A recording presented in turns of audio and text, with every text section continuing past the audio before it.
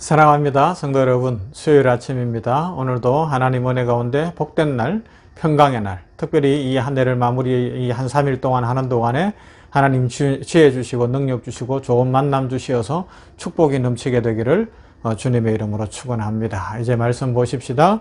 사도행전 15장 13절부터 18절 말씀입니다. 사도행전 15장 13절에서 18절 말씀. 말을 마침에 야고보가 대답하여 가로되 형제들아 내 말을 들으라. 하나님이 처음으로 이방인 중에서 자기 이름을 위할 백성을 취하시려고 저희를 권고하신 것을 시몬이 고하였으니 선지자들의 말씀이 이와 합하도다.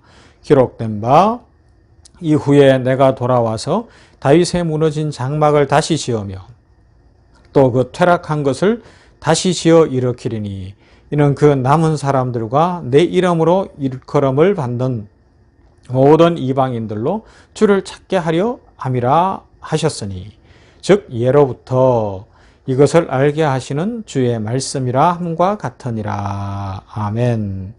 우리는 계속해서 사도신경 신앙고백 중에 거룩한 공예 곧 교회에 대해서 생각하면서 교회가 무엇입니까 하는 것을 생각하고 있습니다. 교회에 대해서 우리가 분명하게 기억해야 할 것은 예수 그리스도께서 교회를 세우도록 자신의 생명을 주셨다는 것입니다. 어제까지 살펴본 본문 말씀 에베소서 5장 25절에 보면 남편들아 아내 사랑하기를 그리스도께서 교회를 사랑하시고 위하여 자신을 주심같이 하라 그랬어요. 교회를 사랑하시고 자신을 주셨다. 그래서 교회는 그리스도의 피의 터 위에 서 있습니다.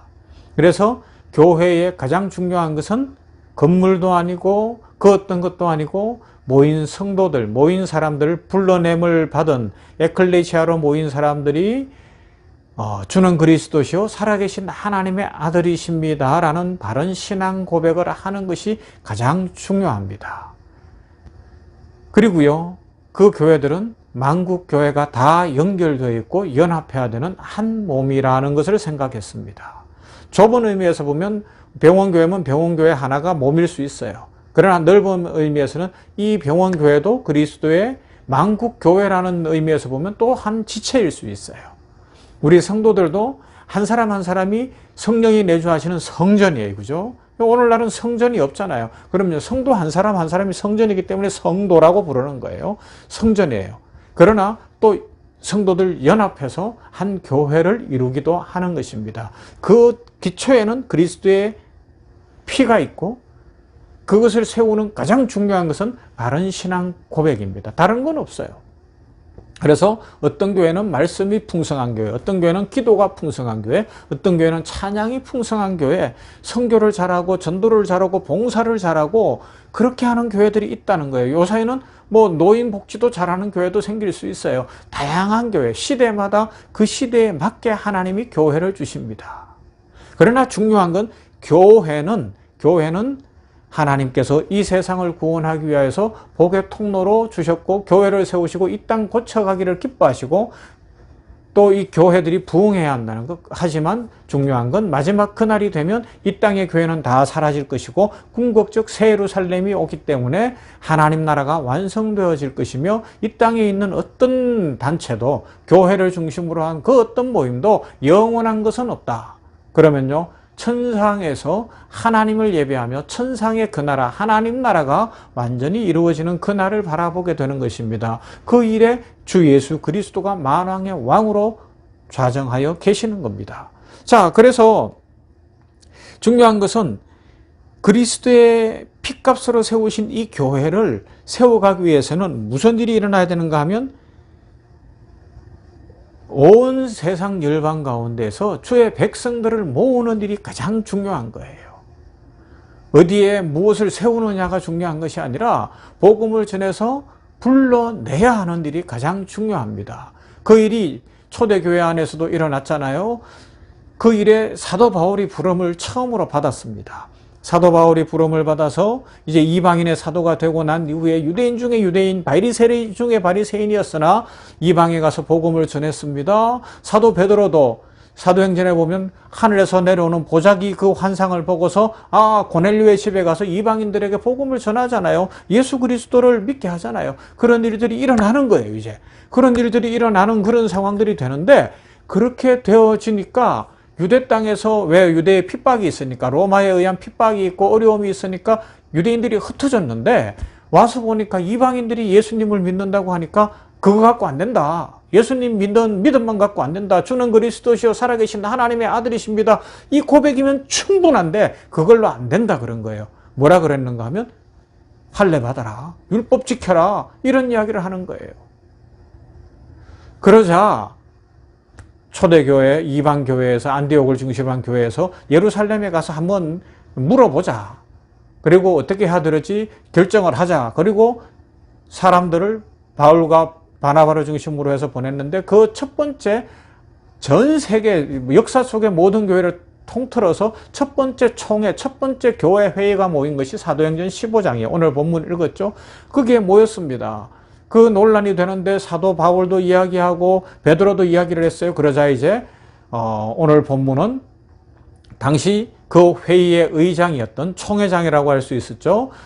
예수님의 육신의 동생 야고보서를 기록한 야고보 장로가 일어나서 결정을 내리는데, 어떻게 이야기하는가 하면 이렇게 해요. 14절. 하나님이 처음으로 이방인 중에서 자기 이름을 위할 백성을 취하시려고 저희를 권고하신 것을 시몬이 고하였다. 시몬은 시몬 베드로란 말이에요. 그렇게까지도 이야기를 하는 거예요. 그렇게 하면서 이방인 중에도 놀라운 일이 일어났습니다. 그러면서 선지자들의 말이 합한데 뭔가 하면 다윗 시대에 다윗 장막을 세운 것도 하나님이 허용하셨고, 그것을 통하여서도 일하신 하나님이시기 때문에 하나님은 이제 그 일들을 완성해 가실 것이고, 궁극적으로 예수 그리스도 안에서 다 하나입니다. 그러니 이방인들에게 당신들도 지키지 못할 율법의 굴레 씌우려고 하지 말고 두 가지만 지키게 하십시다. 뭔가 하면 목매어 죽인 것 피채 먹는 일, 그런 일 하면 안 됩니다. 그래서 그 이방인들의 어떤 음식 습관 중에 그리스도의 건덕과 관련되는 거예요. 그런 것들 하지 않게 하십시다. 그리고 하나님 앞에서 그들의 삶이 바르고 참되게, 가정생활 잘하고 바르게 살아가도록 하십시다. 이 정도 결정으로 끝났어요. 그래서 이방인들도 다 하나님의 자녀입니다라는 이야기를 하게 된 거죠. 그런데 이 다윗의 장막은 왜 여기에 나오는가 하면, 다윗의 장막이 역사적으로 보면 원래 출애굽에서부터 성막을 주시잖아요. 그런데 성막은 구약에서는 이름이 다양해요. 성막이다, 장막이다, 여호와의 집이다, 뭐 여러 가지 이름들이 있었어요. 그죠? 그 이름들이 있는데 다윗의 장막이 왜 나오는가 하면, 다윗이 왕이 되고 나서 이 법궤를 둘 장막을 만들거든요. 이런 일이 왜 일어나는가 하면, 역대기상 13장부터 15장, 16장에서 27장까지 쭉 나오는 이야기인데, 왜 일어나는가 하면, 사무엘이 어린아이로 있던 시절에 엘리가 제사장으로 있을 때, 사사기가 끝나고 사무엘서로 들어갔을 때 왕이 없으므로 모두가 자기 마음대로 행할 때에 이스라엘이 얼마나 영적으로 침체가 됐는가 하면, 블레셋이 쳐들어왔는데 법궤만 가져가면 이길 줄 알았는데 법궤를 블레셋에 뺏기는 거예요. 법궤가 중요한 것이 아니고 뭐예요? 하나님의 임재가 중요한데 이 물건을 가지고 하려고 하니까 안 된 거죠. 그리고 났다가 법궤를 빼앗은 블레셋이 뒀는데 자기네 땅에 막 재앙이 오고 이러니까 이 법궤를 돌려보내잖아요. 소가 끄는 수레에 실어서 보냈어요. 그래서 그 법궤가 어디에 가 있는가 하면, 오다가 이제 기랏 여아림이라는 곳에서 몇십 년을 있게 되는 거예요. 이건 뭘 이야기하는가 하면, 이스라엘이 그리고 이제 사울왕도 세워지고 이렇게 되는데 영적으로 그렇게 암울한 시절이었다는 거예요. 바른 믿음이 없었어요. 그러다가 그 바른 믿음이 없는 상황 가운데서 레위 지파도 약해지고 뭐 여러 상황들이 있었는데, 다윗이 왕이 되면서 나는 여호와를 찬양할 거다, 여호와를 높일 거다 그러면서 예루살렘의 도읍을 정하고 이 법궤를 그쪽으로 가지고 오려고 하는 거예요. 성막은 기브온에 있었어요. 그래서 다윗 시대에는 솔로몬이 성전을 짓기 전까지는 이 두 체제로 가는 거죠. 기브온에 성막이 있는데 다윗이 분명히 땅을 준비하고 거기에 텐트, 장막을 쳤어요. 그리고 그 안에 여러 과정을 거쳐서 베레스 우사 사건도 있고, 그 이후에 오벳 에돔 사건도 있고 이러면서 이제 법궤를 모세에게 명하신 대로 갖다가 모셔놓은 것이 다윗의 장막입니다. 그 길을 지켰어요. 왜요? 사람들이 침범하면 안 되기 때문에. 법궤는 드러나지 않았어요. 장막으로 가려져 있었습니다. 법궤는 이동할 때는 드러날 수 있으나, 그러나 다윗도 법궤를 그냥 드러내놓고 있었던 것이 아니고요. 분명히 장막으로 다 텐트 치고 그렇게 있었던 것이죠. 그렇게 했던 과정들을 통하여 이건 비상시국에 하나님께서 은혜를 주셨다. 이걸 이방인들이 돌아오는 것으로 적용을 한 거예요. 그 이유는 성전 시대로 가는 거잖아요. 그러다가 성전이 무너지니까 바벨론 포로에서 돌아와서는 스룹바벨 성전으로 가는 거고요.